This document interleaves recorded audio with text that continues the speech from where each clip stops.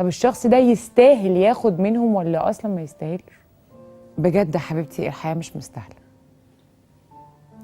الحياه مش مستاهله زعل ولا كره ولا نفسنا ولا غل ولا حقد ولا ان نعمل خطط علشان اضايق بيها حد او احرق دم حد. انتي في علاقه مش مرتاحه فيها،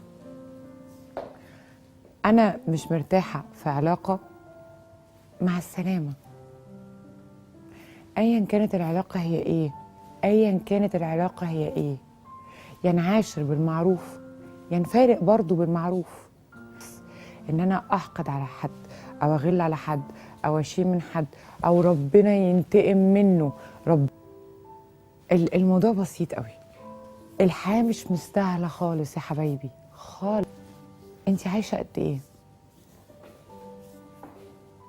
لو حسبتيها على الناحيتين، يعني لو خدتيها بالناحيتين، لو انت فضلتي ماشيه بمبدأ انا عايشه قد ايه وان الحياه مش مستاهله، كل اللي مضايقك في طريقك هيقع منك، هتسقطيه خالص.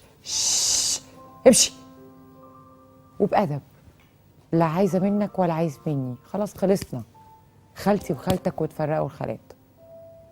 ولو مشيتي على مبدأ هو انا عايشه قد ايه هتنبسطي، لانك هتعيشي مره واحده بس. ولو فضلتي ماشيه على مبدأ انا عايشه قد ايه هتحاولي تسعدي نفسك. ولو فضلتي ماشيه على مبدأ انا عايشه قد ايه، الحياه هتبقى اهدى كتير كتير. مش هحتاج غل على حد، غل عليه ليه وانا عندي وقت؟ مش هحتاج اقعد افكر في حد مضايقني واقعد اعمل له مؤامرات او انا عندي وقت.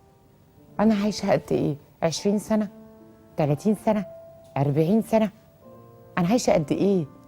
الشخص ده هياخد منهم قد ايه؟ طب الشخص ده يستاهل ياخد منهم ولا اصلا ما يستاهلش؟ فالحقيقه انه انا كنت عايزه اتكلم معاكي من بعد ما ابتديت اقرا مشاكل كتير قوي فيها كم حسبنه وفيها كم انا عايزه اخد حقي، انا عايزه اخد حقي، انا عايزه اخد حقي، انا عايزه اخد حقي. صدقيني حبيبتي انت مش هتعيشي كتير. فالايام اللي انت هتعيشيها عيشيها لنفسك، وعيشيها للناس اللي بتحبك والناس اللي فارقه معاها وجودك وسعادتك. اما الاشخاص